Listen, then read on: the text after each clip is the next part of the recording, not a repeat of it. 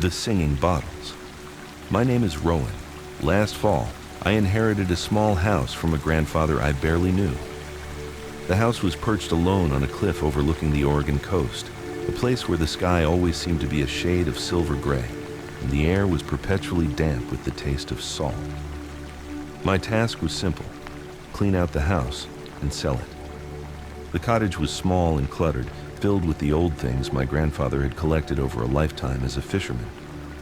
But one collection caught my eye: his old glass bottles.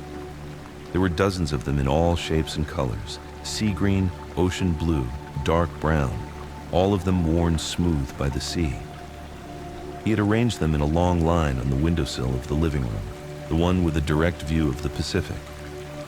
During the day, the house was just an old, slightly sad place.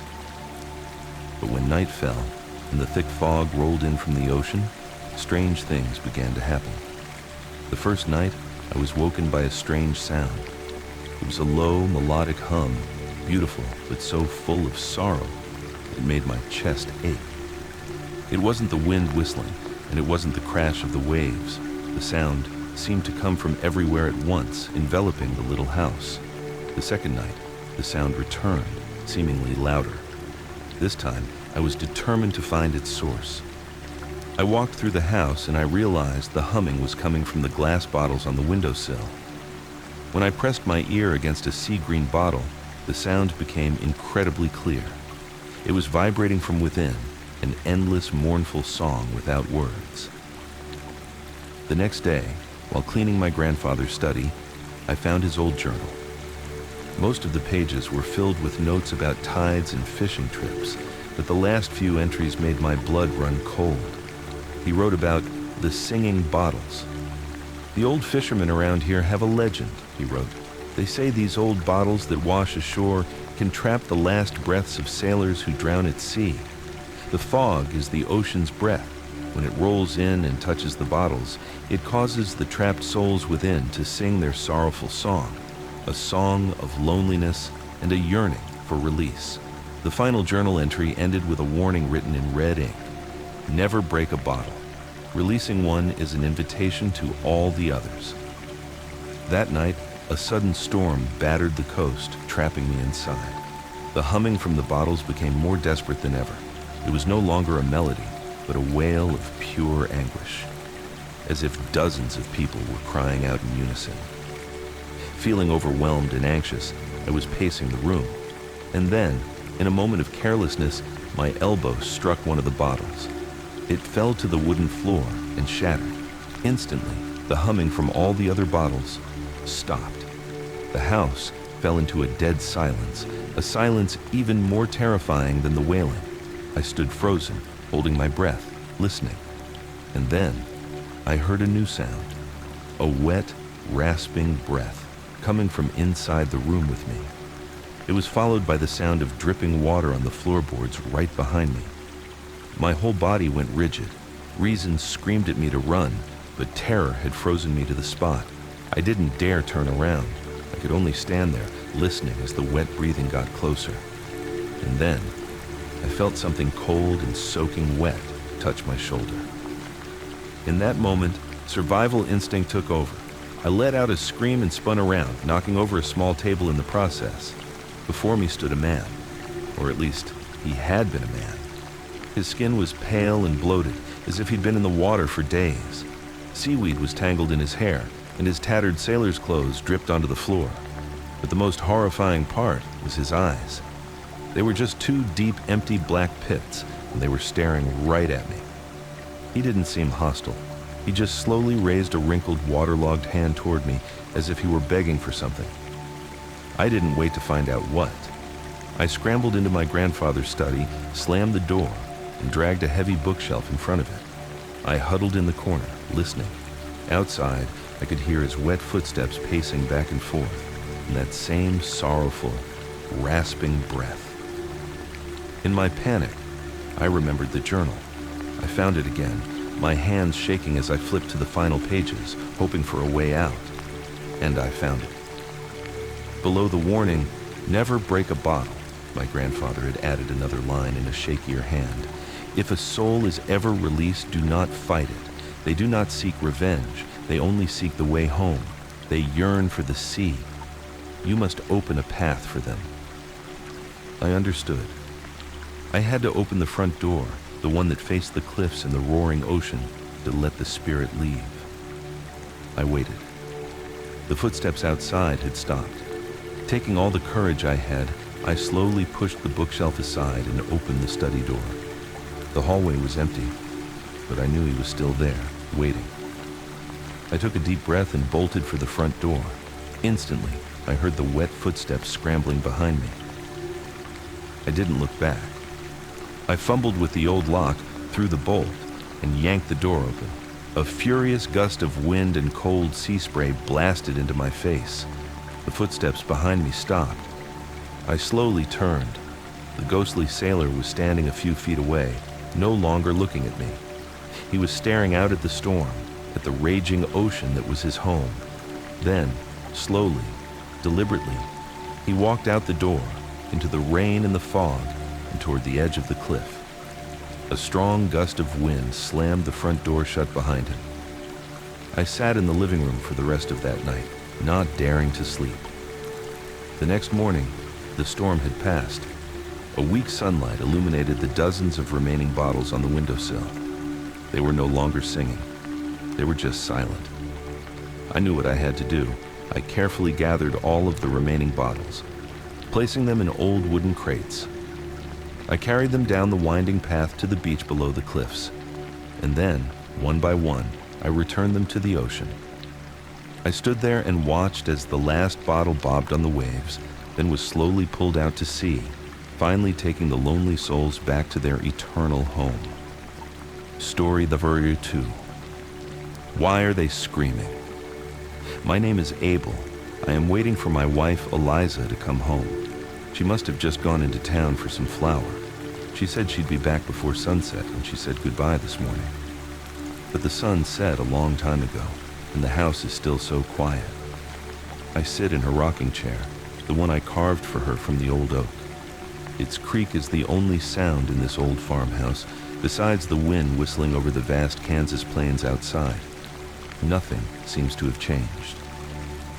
The rug Eliza wove is still here, as are the dried flowers she arranged in the ceramic vase. But today, the silence feels different. I hear an engine in the distance. A shiny new car, not our old Ford truck, is coming up the dirt road. It stops in the yard. Two strangers get out, a man and a woman. They don't look like any of our neighbors. Their clothes are bright, and they move too fast, too loud. They bring with them a strange warmth, a vibrant life energy that hurts my eyes. Why are they coming into our house? They open the door and step inside, carrying large boxes. The woman exclaims with delight when she sees the house. The man laughs loudly. Their laughter is too loud. It violates the quiet that Eliza and I cherish. They begin moving the furniture. The man walks toward Eliza's rocking chair. No, don't touch that. That's her place. I try to shout, but no sound comes out. I rush forward, using all my strength to hold the chair in place. The chair jerks back toward me. The man starts stepping back. He and the woman look at each other with fear in their eyes. Can't they see me? That night, they sleep in our bed. I stand in the corner of the room, watching them. That woman is not Eliza. Why is she in our bed? I just stand there, waiting, hoping they will be gone by morning. The room grows cold. I see the woman shiver and pull the blankets tighter. The next day, they still don't leave. The woman begins to sing, a strange and jarring melody. I miss Eliza's humming, a soft folk tune. I miss it so much that I begin to hum it myself. The woman stops singing instantly. Her face goes pale, and she looks all around the room. She covers her ears. Doesn't she like Eliza's song? I feel more and more confused, more desperate. Where is Eliza? Why are these people here? That afternoon, I see it. Around the woman's neck is a small silver locket. It's the one I gave Eliza on our wedding day, the one with a sunflower etched on the front. Why does she have it? I have to get it back. It belongs to Eliza. I wait until night falls. The two of them are lying in our bed again. I move toward them slowly. I just want to get a closer look, to be certain it is Eliza's locket. The woman is fast asleep. Gently, slowly, I reach my hand toward her neck, just to touch the locket. My cold fingertips have barely brushed against her warm skin. The woman's eyes fly open. She doesn't see me. She sees my hand, shimmering in the moonlight, hovering over her throat. A blood-curdling scream tears through the night. The two of them flee. They stumble over each other, scrambling out of the house and never return. The noise is gone. The house has returned to its familiar stillness. I walk slowly to the rocking chair, sit down, and look out the window at the darkness covering the plains. The silence is a comfort. Eliza will surely be home soon. I will sit here and wait for her.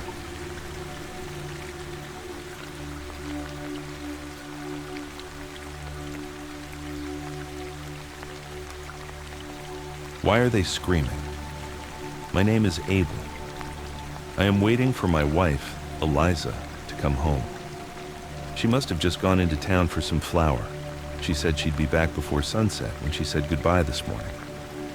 But the sun set a long time ago, and the house is still so quiet. I sit in her rocking chair, the one I carved for her from the old oak. Its creak is the only sound in this old farmhouse, besides the wind whistling over the vast Kansas plains outside. Nothing seems to have changed. The rug Eliza wove is still here, as are the dried flowers she arranged in the ceramic vase. But today, the silence feels different. I hear an engine in the distance. A shiny new car, not our old Ford truck, is coming up the dirt road. It stops in the yard. Two strangers get out, a man and a woman. They don't look like any of our neighbors. Their clothes are bright, and they move too fast, too loud. They bring with them a strange warmth, a vibrant life energy that hurts my eyes. Why are they coming into our house? They open the door and step inside, carrying large boxes. The woman exclaims with delight when she sees the house. The man laughs loudly. Their laughter is too loud. It violates the quiet that Eliza and I cherish. They begin moving the furniture. The man walks toward Eliza's rocking chair. No, don't touch that. That's her place. I try to shout, but no sound comes out. I rush forward, using all my strength to hold the chair in place. The chair jerks back toward me. The man starts stepping back. He and the woman look at each other with fear in their eyes. Can't they see me? That night, they sleep in our bed. I stand in the corner of the room, watching them. That woman is not Eliza. Why is she in our bed? I just stand there, waiting, hoping they will be gone by morning. The room grows cold. I see the woman shiver and pull the blankets tighter. The next day, they still don't leave. The woman begins to sing, a strange and jarring melody. I miss Eliza's humming, a soft folk tune. I miss it so much that I begin to hum it myself. The woman stops singing instantly. Her face goes pale, and she looks all around the room. She covers her ears. Doesn't she like Eliza's song? I feel more and more confused, more desperate. Where is Eliza? Why are these people here? That afternoon, I see it. Around the woman's neck is a small silver locket. It's the one I gave Eliza on our wedding day, the one with a sunflower etched on the front. Why does she have it? I have to get it back. It belongs to Eliza. I wait until night falls. The two of them are lying in our bed again. I move toward them slowly. I just want to get a closer look to be certain it is Eliza's locket. The woman is fast asleep. Gently, slowly, I reach my hand toward her neck just to touch the locket. My cold fingertips have barely brushed against her warm skin. The woman's eyes fly open. She doesn't see me. She sees my hand, shimmering in the moonlight, hovering over her throat. A blood-curdling scream tears through the night. The two of them flee. They stumble over each other, scrambling out of the house and never return. The noise is gone. The house has returned to its familiar stillness. I walk slowly to the rocking chair, sit down, and look out the window at the darkness covering the plains. The silence is a comfort. Eliza will surely be home soon. I will sit here and wait for her.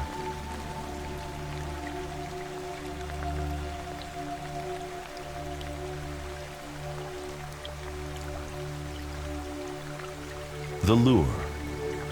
I have no name. I have no shape. I am the flicker of light over the black water. I am the whisper you mistake for the wind. I am an ancient hunger, and I'm patient. I wait. My world is a bayou in Louisiana. Everything here is quiet.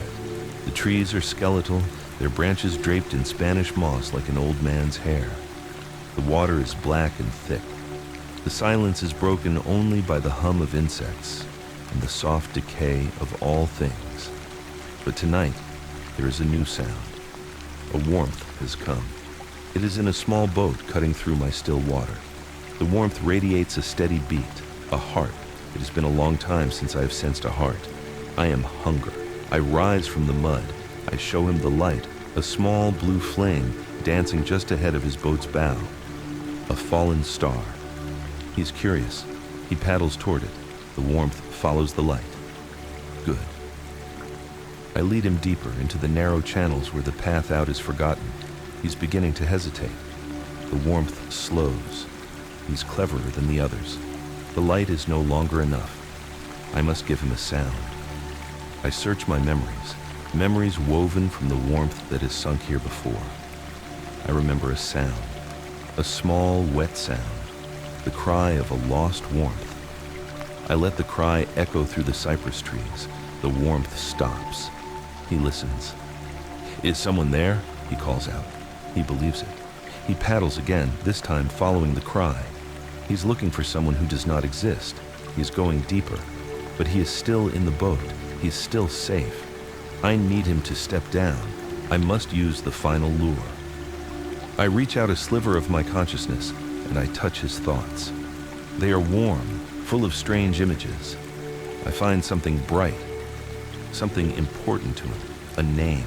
I will use the name. I let the crying fade, and then I whisper his daughter's name. Lily. The warmth freezes. He drops his paddle. Daddy. He heard it. He stands up in the boat, his eyes fixed on a dark thicket of trees. Lily? Is that you, sweetheart? He's mine now. He steps out of the boat into the black, thick water. I'm here, Lily. Daddy's coming.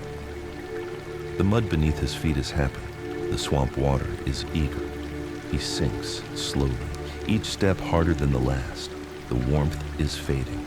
The heartbeat is slowing. I have fed. My light goes out. Everything returns to its familiar stillness. Now, I will wait again.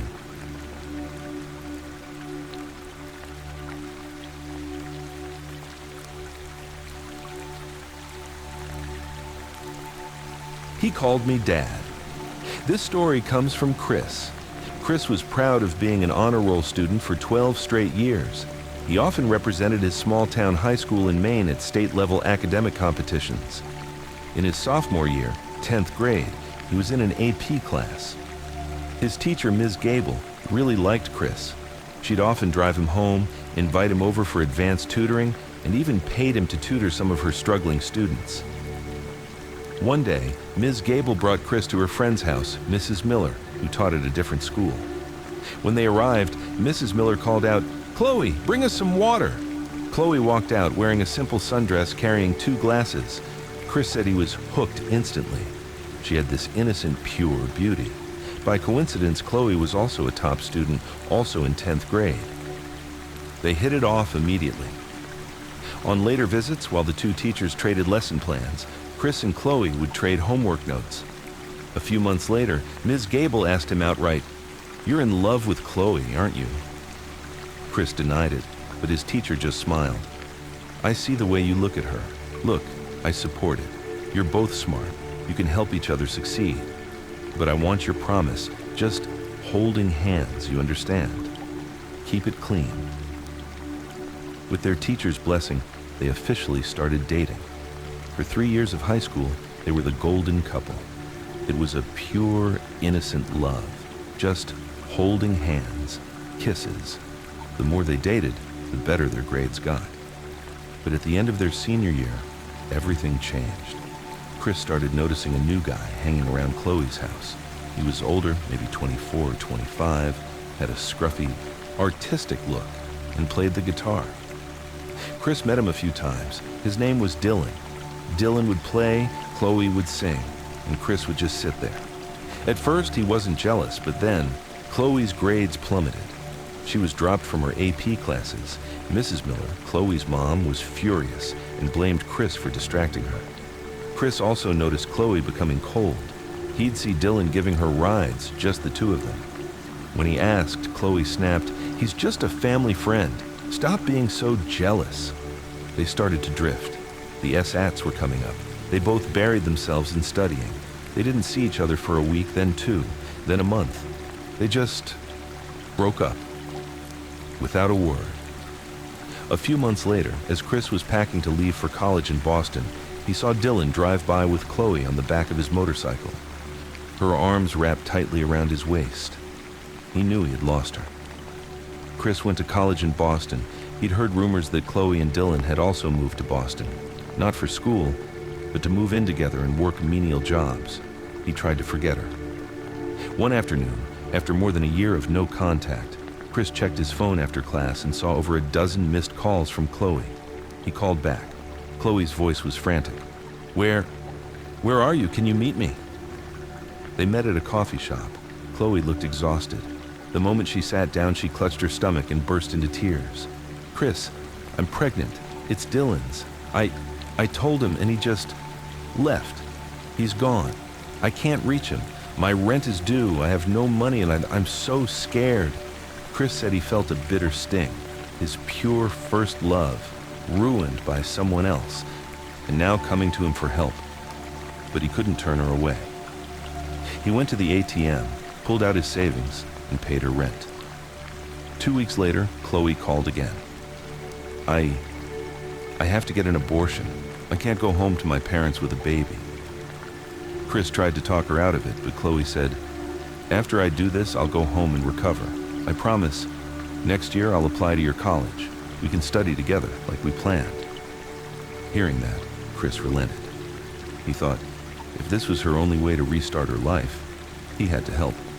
He was the one who drove her to a private clinic.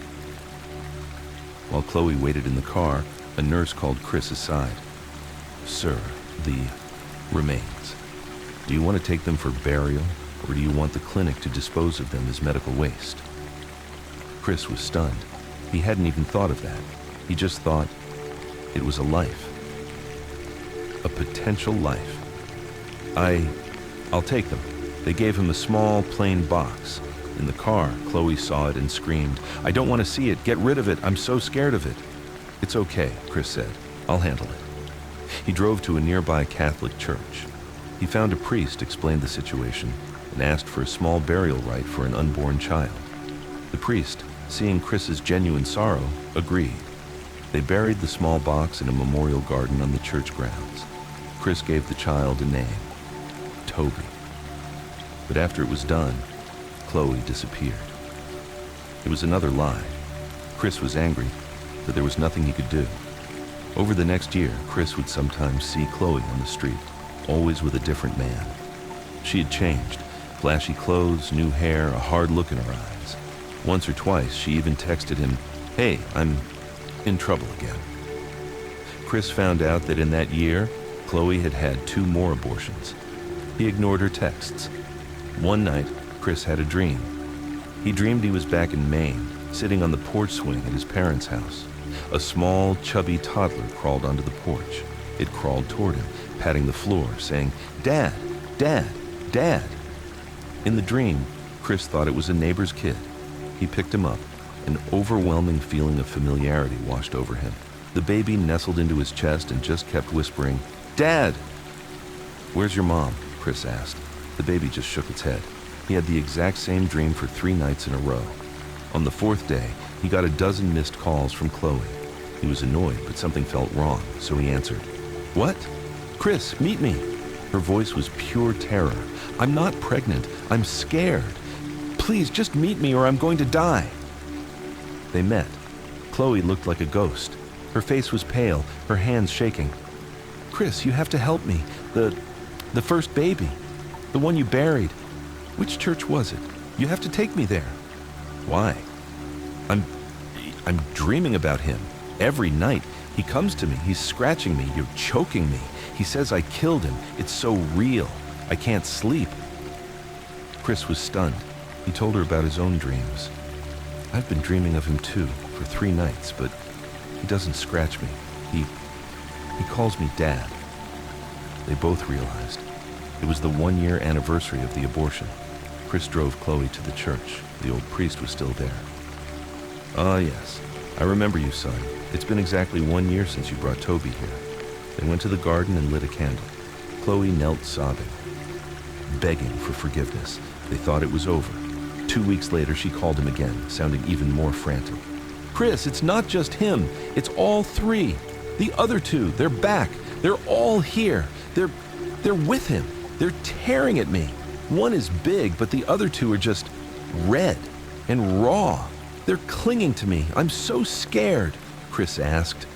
Where are the other 2, Chloe? I just left them at the clinic. They were thrown away. Chris was speechless. He couldn't help her. A few weeks later, Chris had another dream. He was on the porch swing in Maine again. The boy, Toby, ran to him. He was older now, maybe 7 or 8, and spoke clearly. Dad, Mom's home. She's with us now. What, Mom? Look, the boy pointed to the grove of trees at the edge of the yard. Chris looked. He saw Chloe standing there, but she was covered in blood. Her clothes were shredded, her limbs twisted at unnatural angles, as if she'd been in a horrific car crash. The boy, Toby, jumped off the swing and ran to her. Mommy! Chloe turned her back, and Chris saw, clinging to her left and right shoulders, were 2 tiny, red, undeveloped fetuses stuck to her like leeches. Toby took her hand. The 3 of them, Chloe and her 3 children, walked into the dark woods and disappeared. Chris woke up covered in sweat. It was 3 a.m. He immediately called Chloe, straight to voicemail. He called Ms. Gable, their old teacher. Ms. Gable, have you heard from Chloe? Oh, Chris. Her teacher's voice was broken. Honey, Chloe, she was in a car accident. She didn't make it. The police just called. Chris was numb. The dream was a premonition. Chloe was dead. And her children, all 3 of them, had come to collect their mother. Years passed. Chris was married with children of his own. His second daughter was born premature and was in the NICU. His family was living in Boston, coincidentally near the same Catholic church where he'd buried Toby. Terrified for his daughter, Chris went to the church to pray. He wasn't thinking of Toby. He was just praying for his daughter. That night, he fell asleep in the hospital chair. He dreamed he was in the hospital room. A boy, about 12 or 13 years old, was shaking him. Dad. Chris opened his eyes. It was a strange kid. Who are you? It's me, Dad. I'm Toby, Chloe's son. Chris was speechless. Toby smiled. Don't worry, Dad. My sister's strong. She's okay. She'll be home in a few days. Don't worry.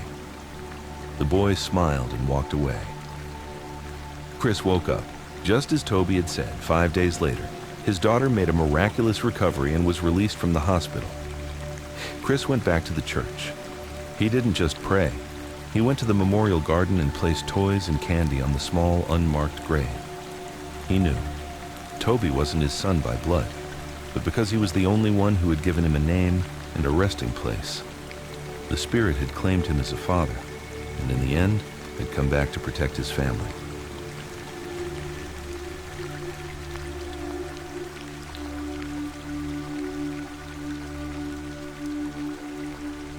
The Crying Corpse. This story comes from Jenna. She's almost 50 now. The story happened about 15 years ago, when she was 35. Her family lived in Gloucester, Massachusetts, a historic fishing port town. Her family had a tradition of working the sea, not as captains, but as deckhands on the big boats. Jenna had a younger sister, Meg, who was 8 years younger. At the time of the story, Meg was 27. The 2 sisters were complete opposites. Jenna was the girly girl, loved dresses, makeup, getting her hair and nails done. Meg was the opposite. Since she was little, Jenna hated the smell of fish. But Meg, at 7 or 8 years old, she was already rolling up her sleeves, helping sort fish and mend nets. Because Meg was tough and hard-working, her parents doted on her. Jenna wasn't jealous. If they love her, they'll ask her to do more work. They can ignore me. I'll go get pretty, she figured. The sisters were very close. Meg was as strong as a man. From a distance, you couldn't tell she was a woman. She'd come back from sea, bringing strange shells and conchs for her sister. When they grew up, Jenna left Gloucester for Boston to study cosmetology. Meg stayed behind, joining the family trade, becoming a deckhand on a commercial fishing vessel. Jenna said her salary as a hairstylist in Boston wasn't even a third of what Meg made at sea. The job was dangerous, but the pay was high. Meg would be gone for a month at a time, and every time she returned, she'd give her sister money and buy new things for their parents' house. They were still close, even if they didn't talk often. Then one day there was an omen. Normally when Meg was at sea, she was incommunicado. No cell service. But that day, Jenna, working in Boston, got a very long text message from Meg. The message was strange. Hey sis, this trip is going to be a long one, maybe 3 weeks. The pay is huge. When I get back, I'm going to fix the porch for Mom and Dad. You should try to come home around then. I have a surprise gift for you, and make sure you're there. When I get back, I want you to do my hair and my makeup too. Jenna read it and thought it was bizarre. Her sister, who lived in the sun and wind, who wouldn't even let her trim her hair. Now she wanted the full salon treatment. She figured Meg was drunk or joking, so she called her, straight to voicemail. Oh right, she's already at sea. Jenna put her phone away and forgot about the message. About 2 weeks later, one day Jenna was at work, but she felt off, anxious. She was clumsy, dropping scissors, mixing the wrong color, even tripping over her own feet. Jenna, her manager said, what's with you today? Are you sick? Go take a break. You're messing up clients. She went to the break room, suddenly feeling incredibly homesick. She missed her parents, and for some reason, she missed Meg terribly. Maybe I should take a few days off and go home. That night, she went back to her apartment, exhausted, scrolling through her phone. Ping! A text message, SMS notification. She opened her messages, nothing new, just spam, carrier alerts. Ping, it went off again, still nothing. Annoyed, she started scrolling down her inbox, and her eyes landed on the old message from Meg. Oh, she told me she'd be back in 3 weeks. She reread the message. Something about it pushed her. Okay, this must be a sign. I'm going. The next morning, she called in sick, packed a bag, and took the bus home to Gloucester. Back home, everything was normal. She walked the docks. She showed her mom the text from Meg. She'll be back in a day or two. Look, she wants me to do her hair. As they were talking, her mom handed her an old flip phone. Hey Jenna, look at this. This weird number keeps calling me all day. I pick up and it's just static, but I swear, I can hear a voice in the static. Sounds just like Meg. Jenna looked. A strange area code. She tried calling it back. This number is not in service. See? It's just scammers, Mom. They're spoofing numbers. Don't worry about it. She put her mom's phone down and went out. She decided to go shopping downtown, maybe buy some new lingerie. While she was in the boutique, her own phone rang. It was the same strange number. How does it have my number too, she thought. She answered. Hello? Nothing, just a whoosh of wind and the sound of crashing ocean waves. Scammers, she huffed and hung up. 10 seconds later, it called again. Hello, I'm reporting this number. Just as she said it, a faint, desperate whisper came through the static. Jenna, sis, come get me. I miss home. I fell in.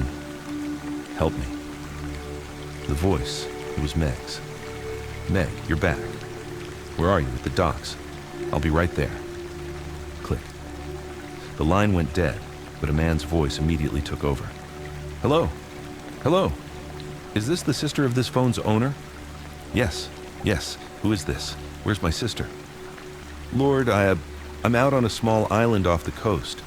I found a body washed up on the beach this morning. I found this phone in a waterproof pouch.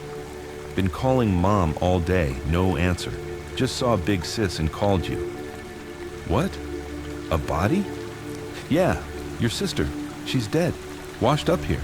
You gotta come get her, miss. She's starting to... Well, you just need to come get her. Jenna's heart stopped. Are you serious? My sister. I'm serious. She washed up this morning. Face is still clear. I found her ID. You need to come to Rockport Island. Click. Jenna was shaking. She was still terrified it was a scam. But Meg's voice. She ran back to the house. She couldn't tell her mom. She grabbed her car keys and drove to the docks. Hey, I need a ride to Rockport Island. Nobody goes out there this late, the boat captain said. It's just a fishing rock. It's an emergency. My sister... She explained the call. The captain looked at her with pity. All right, get in. If it's true, no charge. They got on the motorboat. Just as he started the engine, her phone rang again. The same number. She answered. The wind and waves on the other end were louder than the boat's engine. Jenna, come get me. I miss home so much. I'm coming. I'm on my way, Meg. Click. The ride took half an hour. When they docked, an old woman was waiting on the pier. You're here for the body, aren't you? Yes. How did you know? Please, this island has 30 people. A strange boat comes, I know, but the girl, she's loud. I was taking a nap 15 minutes ago. She came to me in a dream. Said, my sister's coming. Please go meet her at the dock. Jenna finally knew it was real. She collapsed in sobs. The old woman led her to a small house. The body was on the porch, covered by a white sheet. My husband pulled her from the water. He said he saw her crying. Jenna never forgot that moment. She pulled back the sheet. It was Meg. Her face was blue and swollen, one eye closed, one half open. Her body was covered in scrapes from fish or rocks. Jenna fell to her knees, wailing. The boat captain gently touched her shoulder. Miss, we have to go. It's getting dark. They wrapped Meg back up and carried her to the boat. Jenna said, on the entire trip back, and even when they hired a local pickup truck to drive the body from the dock to their house, Meg never stopped crying. A dead body that cries. Tears just kept leaking from the corner of her half-open eye. Jenna just kept wiping them away. Meg, she sobbed, I'm taking you home. Don't cry anymore. When they got home, her mother ran out, thinking her daughter was just getting home from shopping. You've been gone for... She saw the sheet-wrapped bundle in the back of the truck. She looked at Jenna's face. Who is that, Jenna? It's Meg, Mom. Her mother fainted. The next day, Meg's fishing boat returned to port. The captain came straight to the house to deliver the news and was stunned to see the funeral preparations. What? How? How did she get back? She got here before we did. The captain, shaking, told them what happened. The sea was rough. Meg was the hardest worker. The whole crew was inside, but she insisted on checking the last trap on deck. Half an hour later, they realized she was gone, swept overboard. In the dark, in a rough sea, there was no hope of finding her. They had to accept she was lost and planned to return to tell the family.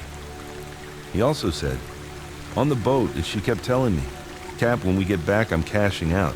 I'm going to fix the porch and I'm buying a gift for my sister Jenna. I told her she has to do my hair. Her last words were exactly what she had texted. After the funeral, Jenna didn't go back to Boston. She stayed in Gloucester and opened her own small salon. But she said something strange happened. Ever since Meg died, her personality changed. Jenna, the girly girl, suddenly became tough, resourceful, and a workaholic, just like Meg had been. She stopped caring about flashy clothes or makeup. She took charge of the family finances, cared for her parents. Even her husband, whom she married later, would say, I married you because you were so gentle. How come you're tougher than your dead sister was? Jenna just smiles. She said she thinks Meg never really left. Maybe her spirit merged with hers, or maybe she just left Jenna the strongest part of herself so she could take her place and keep taking care of the family.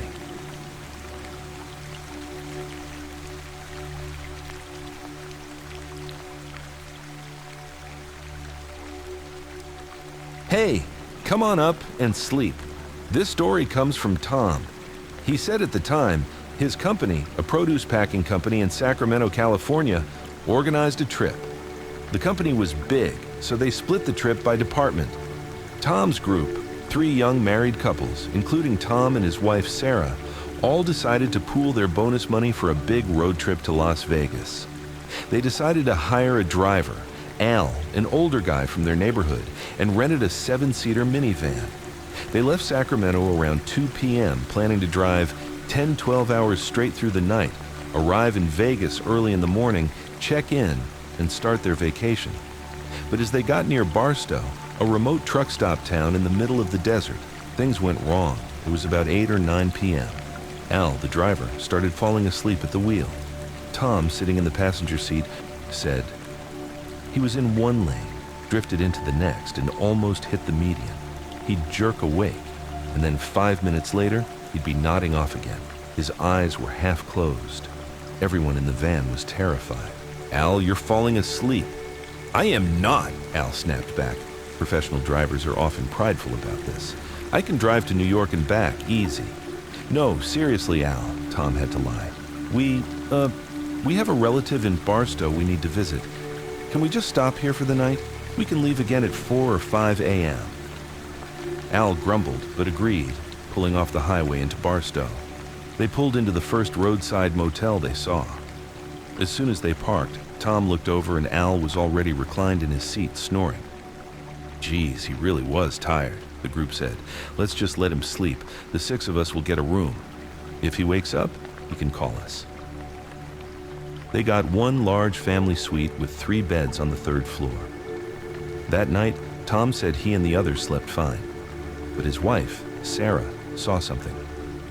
The next morning, at 4 or 5 a.m., the group woke up, checked out, and got back in the van. As they started driving, Sarah leaned over to Tom and whispered, "Oh my God, I'm so glad to be out of that motel. It was haunted." "What are you talking about?" "Last night," Sarah said. "I woke up around 2 or 3 a.m. I was going to check the balcony to see if Al was still sleeping in the van, maybe call him up. I was going to offer him the floor in our room, just to be more comfortable. But I looked down and saw he was completely passed out, snoring so loud I could practically hear it from the 3rd floor. So I figured I'd just let him sleep and went back inside." "I'd just stepped back inside and laid down on the bed," Sarah explained. "I just settled in when I turned and saw someone standing out on the balcony. I thought it was Jessica or Emily, the other 2 wives, so I whispered, 'Hey, he's fast asleep, don't bother, come back to bed.'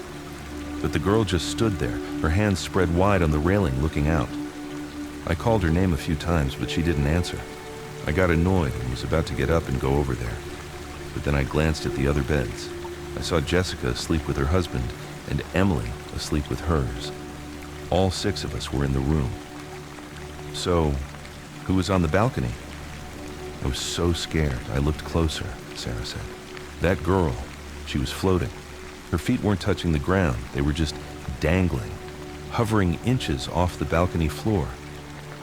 Sarah said she was too scared to scream. She just pulled the covers up over her head and trembled until morning." Tom got goosebumps. Just then, they pulled into a diner for breakfast. As they were all sitting down, Al, the driver, started complaining. "Which one of you ladies kept trying to wake me up last night?" All 3 wives, Sarah, Jessica, and Emily, looked confused. "What do you mean, Al?" "Who else?" Al said. "I'm sleeping in the van, and I keep hearing this girl's voice from the 3rd floor balcony. 'Al, hey Al, come on up and sleep.' I wave her off. 'No, I'm fine.' 15 minutes later, 'Hey Al, come on up.' Woke me up 3 or 4 times. All 3 women looked at each other, pale. Al, what was she wearing? Sarah asked. A white nightgown. Couldn't see her face, it was too dark. But she wouldn't leave me alone. The whole group just stared at each other. They told Al what Sarah had seen. Okay, Tom said. Nobody mentions this again. We're almost in Vegas. You know what? Al said. When we get to Vegas, the first thing we're doing is stopping at a chapel to light a candle for good luck. This trip is starting off way too weird. They all agreed. They drove straight to Vegas, went to a small chapel to say a prayer, and only then did they go check into their real hotel. Tom said he never remembered the name of that motel in Barstow, but he swears he'll never stop in that town overnight again.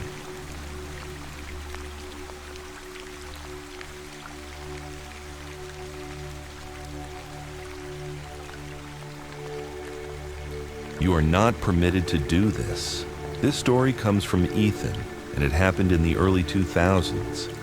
Ethan was a young doctor fresh out of school, and he had a reason to be arrogant.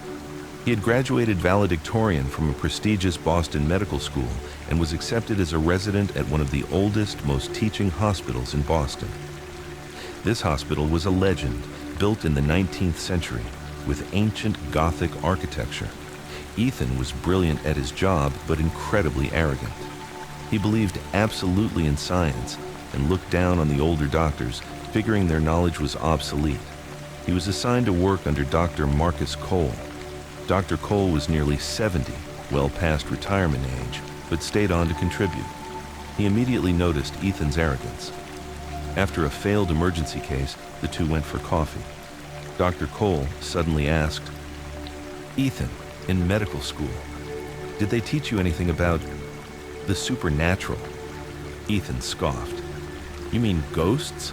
A few of the older professors told stories. I ignored them. I believe in medicine. When you're dead, you're dead. No souls, no ghosts. That's just nonsense to comfort grieving families." Dr. Cole just nodded. "I see." He decided to teach the young doctor a lesson. A few days later, Dr. Cole said, "Ethan, you're on call with me tonight. We'll work out of the old West Wing. It's quiet there, and I want to show you some interesting archived cases." Ethan agreed. The old West Wing was the most ancient part of the hospital, rarely used and rumored to be haunted.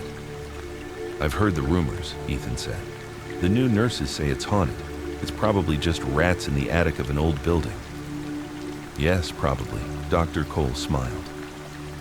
That night, at 7 p.m., Ethan went to the old West Wing. It was a long, deserted corridor. Dr. Cole was waiting in an old duty room. They began reviewing files, debating procedures. Dr. Cole intentionally dragged out the conversation. By 11 p.m., Ethan was yawning. He'd been on shift since the morning. "Well, it's late," Dr. Cole said. "Your apartment is far. It's dangerous to drive this tired. This room has 2 cots. Why don't you just sleep here? We can start our rounds fresh in the morning." Ethan initially refused. "Fine, go home then," Dr. Cole said, feigning disappointment. "I'll just stay here alone. I'll get breakfast by myself and start rounds by myself." Ethan, despite his arrogance, was still a resident. He didn't want to offend his superior. "No, okay. I'll just call my girlfriend and let her know I'm staying." They turned out the lights, each to his own cot. As soon as Ethan was breathing deeply, Dr. Cole silently got up, slipped out of the room, and left Ethan alone. In the middle of the night, Ethan was woken by a sound. Scratch, scratch, scratch. The sound of a pencil on paper. He opened his eyes. The room was dark, lit only by the faint orange glow of a streetlight. In that dim light, Ethan saw a man in a white coat sitting with his back to him, scribbling furiously at the desk. "My God, is Dr. Cole still working?" Ethan thought. "The old generation really is dedicated." He sat up. "Dr. Cole, it's late. You should get some sleep. We have rounds in the morning." The figure didn't answer, just kept writing. Ethan looked closer. Strange. The man's white coat was filthy. It was yellowed with age, tattered and worn. No doctor in this hospital would ever wear that. And the hair.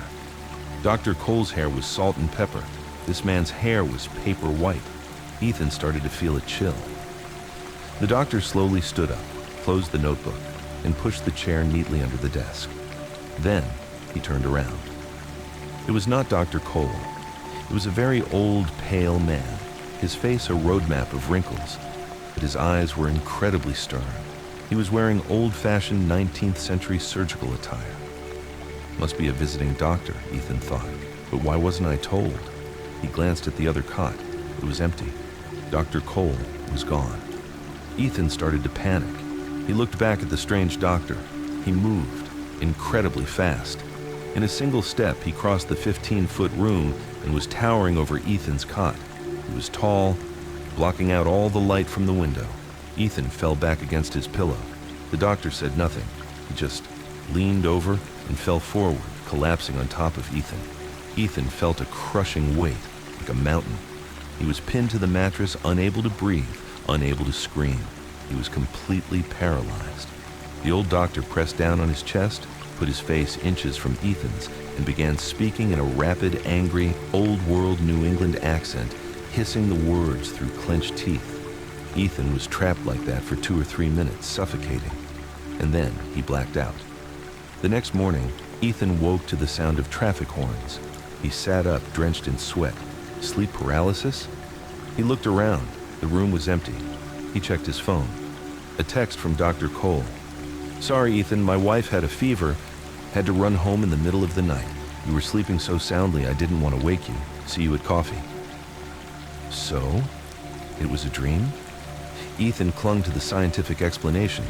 I was overworked, stressed. It was a hallucination. He stood up and then he saw it.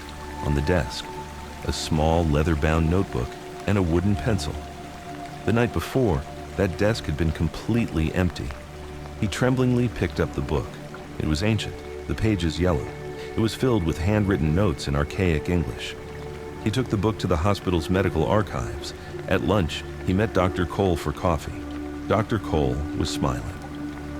"So, Ethan, sleep well? Did anything interesting happen?" Ethan understood immediately. He set me up. Out of pride, he lied. "No, slept like a baby. It's a very quiet room. Thanks, Dr. Cole." Cole looked slightly disappointed, but Ethan couldn't stop thinking. He was determined to find out who that doctor was. He checked the notebook out of the archives and took it home, studying it. It was the medical journal of one of the hospital's founding surgeons, a famously strict doctor from the 1800s. His knowledge for that era was revolutionary. Ethan became obsessed. That night, he read the book until 2 a.m., falling asleep at his desk. He was woken again. Scratch, scratch, scratch. He opened his eyes. His own pencil was moving by itself. It was writing in the margins of the notebook. Ethan was frozen. He looked at the chair across from him. The old doctor was sitting there, legs crossed, hands on his knees, back perfectly straight, staring at him. He just kept shaking his head and repeating the same phrase over and over. Ethan, terrified, dove under his covers. He heard the pencil clatter to the desk. When he peeked out, the ghost was gone. The next morning, he looked at the notebook. A new line had been scribbled in the margin in an old, shaky script. "You are not permitted to do this." Ethan ran to the hospital, returned the book, and found Dr. Cole. This time, he confessed everything. "I'm sorry. I saw him. I took the book home." He wrote, "You are not permitted to do this." Dr. Cole sighed. "Ethan, do you know what you're not permitted to do? You are not permitted to be arrogant." He believed medicine was a sacred trust and that arrogance kills patients. He was a true Puritan. He believed in absolute humility.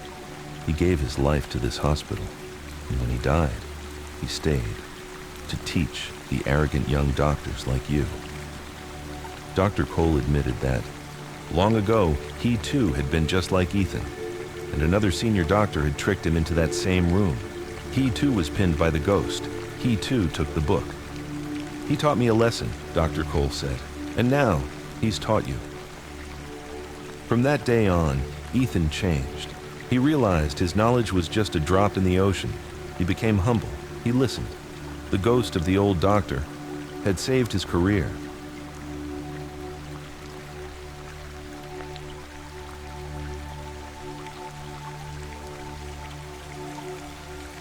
He'll be home soon. My name is Clara. I'm waiting for my son, Samuel, to come home from the sea. The storm is howling something fierce outside. He must be so scared. I've kept the fire in the hearth burning bright, and his sea coat is still hanging on its hook by the door, ready to warm him. I sit in his small wooden chair, the one that looks out the window, watching the lighthouse sweep its lonely beam into the darkness. This is our home, the keeper's cottage on the coast of Washington.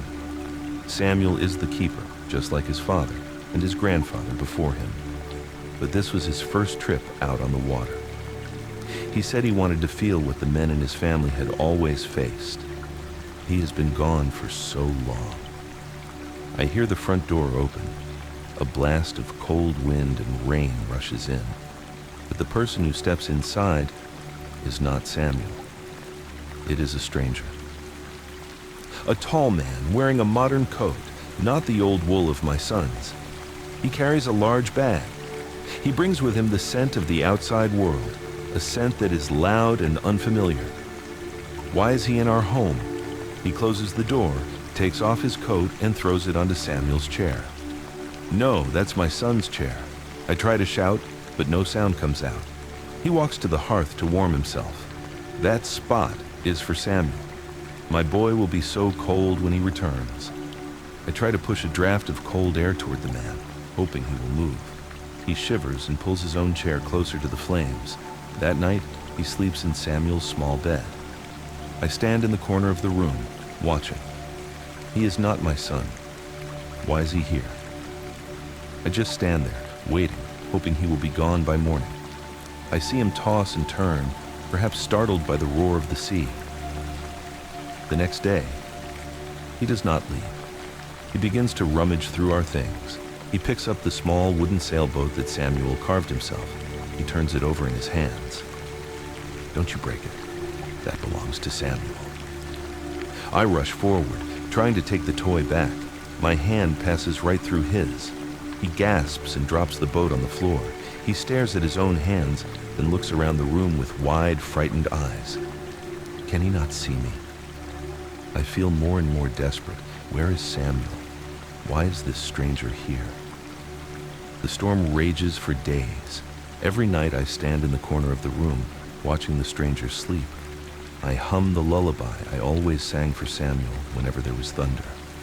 I see him wake in the middle of the night, sitting bolt upright, listening with a terrified expression. Does he not like my song? And then I see it. That evening, the man seems to have decided to leave despite the storm. He walks toward the door. He takes the coat from the hook. It is Samuel's sea coat, the one my boy was wearing when he left. Why is he taking my son's coat? Where does he think he is going with it? I must stop him. Using all of my strength, I appear before him, right between him and the door. I must get that coat back for my son. The stranger freezes. He looks at me, his eyes wide with terror. He takes a step back. He sees me. He finally sees me. He looks into my tear-filled eyes, then down at the old, worn coat in his hands. He seems to understand. Slowly, gently, he hangs the coat back on its hook. Then he backs away, sits in the farthest chair, and doesn't take his eyes off me. I no longer feel threatened by him. He has returned the coat to Samuel. That is good. The storm will pass, the sea will calm, and Samuel will be home soon. I will stand here and keep his coat dry for him. I will wait.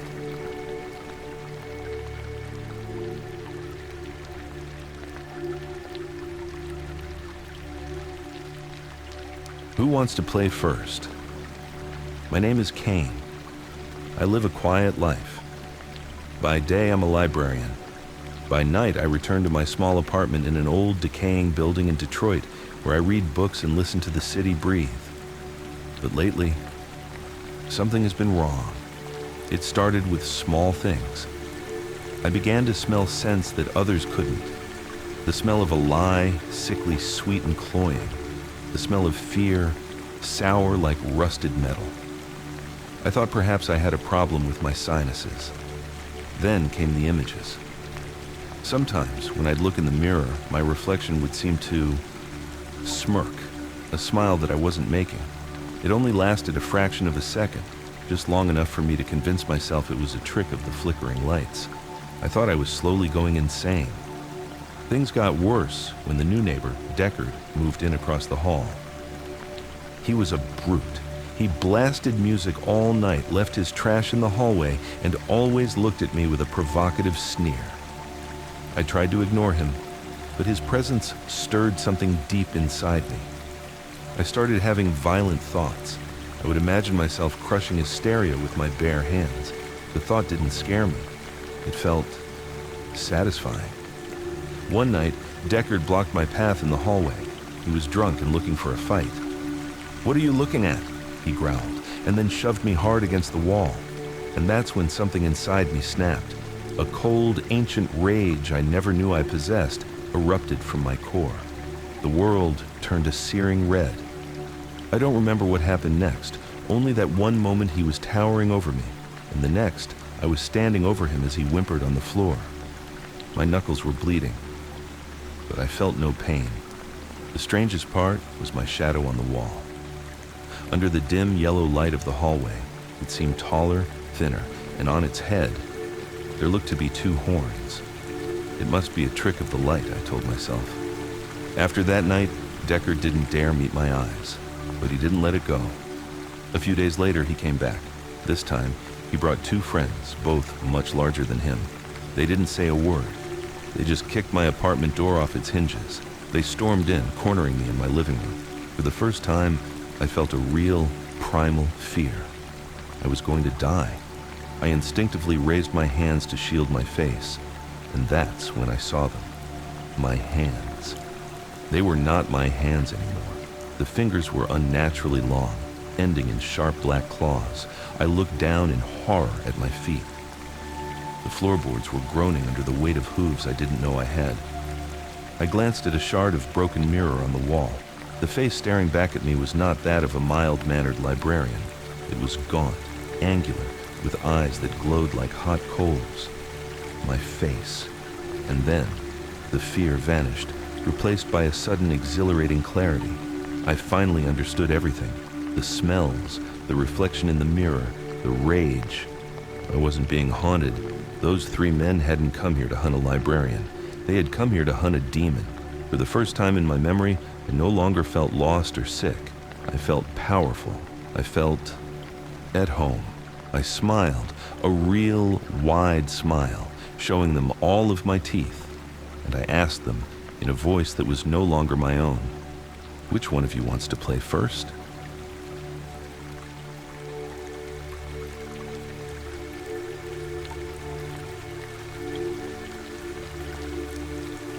The tapping finger. It was 2 a.m. I was the only person left in the 24-hour laundromat in Baltimore. Outside, the city was asleep. Inside, there was only the monotonous hum of the dryer, tumbling my last load of clothes. I sat on a plastic chair, tiredly staring at the rows of silent, gleaming washing machines under the fluorescent lights. All of them were empty, except for the last one in the corner. It was an old, beaten-up model. Its door was crisscrossed with yellow duct tape, and a handwritten sign was taped to the front. "Broken, do not use." I clearly remember that when I first came in, its door was shut tight. Now, it was slightly ajar. The duct tape was torn, ragged at the edges. The owner must have stopped by to try and fix it, I thought. I didn't think much of it. The thump, thump, thump of my sneakers in the dryer continued its steady rhythm. But then, I heard another sound. A soft, wet, squelching sound. Slap, slosh, slap, slosh. It was coming from the end of the row, from the broken machine. My curiosity got the better of me. I slowly stood up and walked toward it. The closer I got, the clearer the sound became. It was the sound of something heavy and wet being slowly turned over and over inside. I leaned in and peered through the round, grimy glass of the door. Inside the dark drum, I could see a pale, fleshy mass slowly tumbling. And pressed against the inside of the glass, tapping in a slow, steady rhythm, was a single, pale finger.